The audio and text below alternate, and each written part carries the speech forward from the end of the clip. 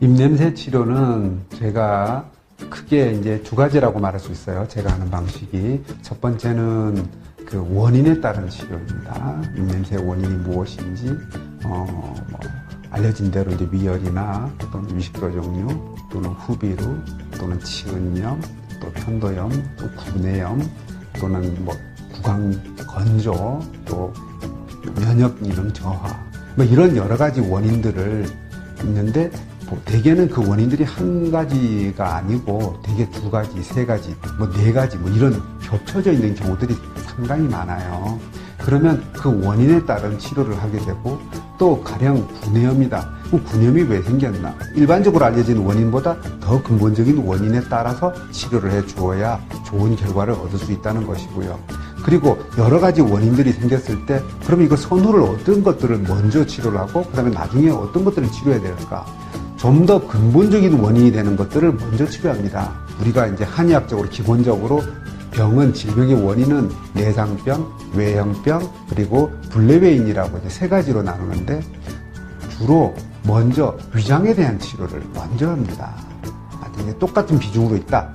그랬을 때는 먼저 위장에 대한 위열이나 위식도 역류로 인한 것들을 먼저 치료하고, 그 다음에 다른 염증이라든지 또는 후비루라든지 또는 면역기능 저하라든지 이런 것들을 치료하고, 그리고 진액이나 이런 데 해당되는 구강 건조, 입에서 텁텁하게 나오는 냄새를 치료하는 그런 것들을 나중에 치료하는 단계별 치료를 하게 되죠.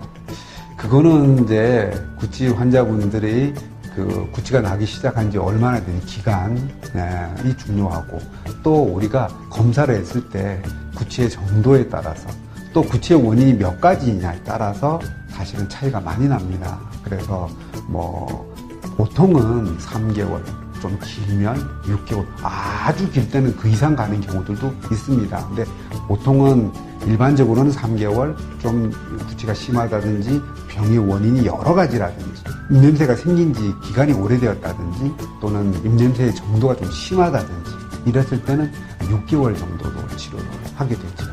검사에는 이제 처음 오시면 제가 이제 진맥을 하게 되고요.